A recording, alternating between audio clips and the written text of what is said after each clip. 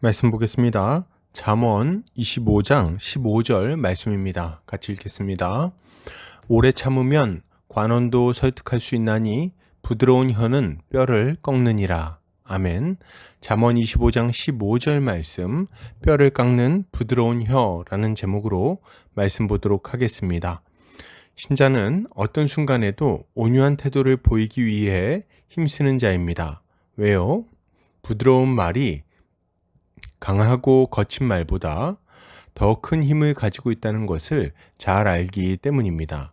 오늘 본문을 통해서 이에 대해 함께 살펴보도록 하겠습니다.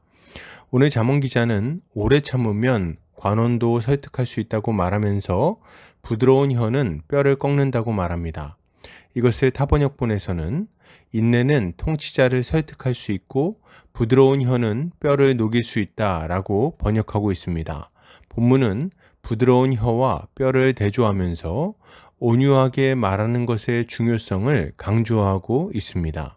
이것은 신자가 온유한 마음으로 말하고 행하는 것이 얼마나 큰 힘을 가지고 있는지를 잘 교훈하는 말씀이라고 할 수 있겠습니다.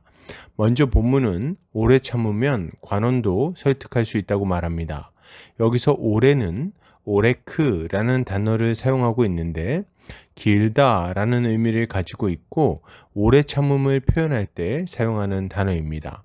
그리고 참다는 아프라는 단어를 사용하고 있는데 이 단어는 분노, 화 등의 의미를 가지고 있어요. 그리고 관원은 카친이라는 단어를 사용하는데 통치자라는 의미를 가지고 있습니다. 그러니까 정리해 보면 화를 오래 참으면 통치자도 설득할 수 있다는 말을 하고 있는 것입니다. 이것은 신자가 일을 할 때 화를 오래 참는 인내심이 있어야 한다는 것을 교훈하는 말씀이라고 하겠습니다. 그러면 화를 오래 참는 것이 통치자를 설득하는 것과 무슨 관련이 있는 걸까요? 이 말씀은 화를 참지 않을 때 어떤 일이 일어나게 될지를 생각해 보면 금방 이해가 됩니다. 모든 통치자들은 하나님이 세우신 자들로 세상의 최소한의 질서가 유지되도록 하는 하나님의 도구라고 할 수 있습니다. 그렇기에 이들은 질서를 유지하기 위해 권위와 권세를 가지고 법을 집행하는 것입니다. 문제는 이들이 꼭 하나님의 뜻대로 권세와 권한을 사용하는 것은 아니라는 점이겠죠. 이들은 자신들의 가치관과 유익을 위해 하나님의 뜻에 반대되는 일을 하기도 하고 불합리한 일들을 지시하기도 합니다. 그런데 이럴 때 화가 난다고 함부로 이들을 대적하고 싸운다면 그러면 어떻게 될까요? 당연히 이들은 자신들이 가진 권세와 권한으로 불순종하는 자들을 억압하고 핍박하게 되는 것입니다. 그러면 이런 이들을 만났을 때 신자가 가져야 될 태도는 무엇일까요? 그것은 화를 잘 참아내면서 부드러운 말로 상대방을 설득하는 것입니다. 본문은 부드러운 혀는 뼈를 꺾는다고 말합니다. 여기서 부드럽다는 라크라는 단어인데 부드러운, 연한, 온화한 등의 의미를 가지고 있습니다. 그리고 꺾다는 샤바르라는 단어인데 깨뜨리다, 부수다 등의 의미를 가지고 있어요. 그러니까 정리해 보면 온화하게 말하는 것이 뼈를 부수는 힘이 있다고 말하고 있는 것입니다. 이것은 부드러운 말이 가진 힘을 아주 잘 보여주는 교훈입니다. 사람들은 크게 말하고 강하게 말하면 상대방이 우리 의견을 잘 들어줄 것이라고 생각하는 경우가 많습니다. 그래서 목소리 큰 사람이 이긴다 혹은 화를 내야 일이 진행된다 같은 말을 하는 것입니다. 그러나 이것은 잘못된 생각입니다. 화를 내는 것은 도리어 관계를 악화시키고 일을 망치는 결과를 가져오게 될 뿐이기 때문입니다. 그러나 온유하게 말하는 것은 어떻습니까? 온유하게 말하는 것은 다릅니다.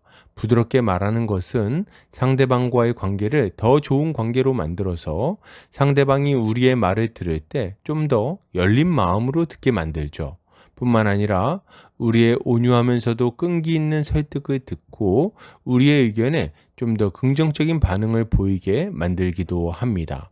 그러니 상대방을 설득해서 원하는 바를 얻으려고 한다면 화를 낼 것이 아니라 온유한 태도를 가져야 하는 것입니다. 여러분, 예수 그리스도를 바라보시기 바랍니다. 주님은 아무리 억울한 상황이 찾아와도 성내지 않으시고 온유하게 반응하셨어요. 그리고 주님의 그 온유한 태도가 십자가 위의 강도조차 회개하게 만들었다는 것을 기억해야 하겠습니다. 온유한 말과 행동이야말로 신자가 본받아야 할 그리스도의 모습이라고 할 수 있는 것입니다. 그러므로 여러분, 이것을 생각할 때 신자가 가져야 할 마땅한 모습은 무엇일까요? 먼저는 쉽게 화를 내지 않도록 주의하는 것입니다. 내 생각을 무시하는 것처럼 느껴진다거나 혹은 상대방이 불합리하게 일하는 것처럼 느껴진다고 해서 막바로 화를 내는 것은 어리석은 일입니다.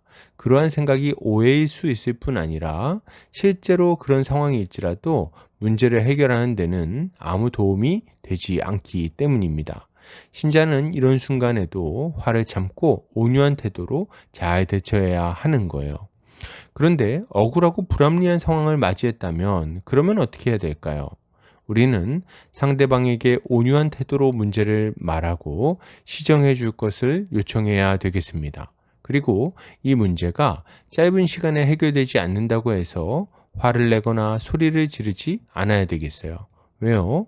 그렇게 한다고 해서 문제가 해결되지 않을 뿐 아니라 그런 행위로 인해서 좋았던 관계까지 깨어져서 다음을 기대하지도 못하게 될 것이기 때문입니다. 신자는 어떠한 상황에서도 온유한 태도를 잃어버리지 말고 자신의 의견을 예의 바르게 말해야 하겠습니다. 이렇게 할 때 상대방의 무관심과 적대감을 없애고 선한 관계를 맺어나가며 문제를 지혜롭게 해결해 나갈 수 있을 것입니다. 결론을 드립니다. 여러분, 부드럽고 온유한 태도를 잊지 않으시기 바랍니다. 이러한 태도로 선을 행할 때 주님은 우리를 통해 영광 받으실 것입니다. 오늘도 주님의 지혜로 승리하는 성도님들 되시기를 주의 이름으로 축복합니다.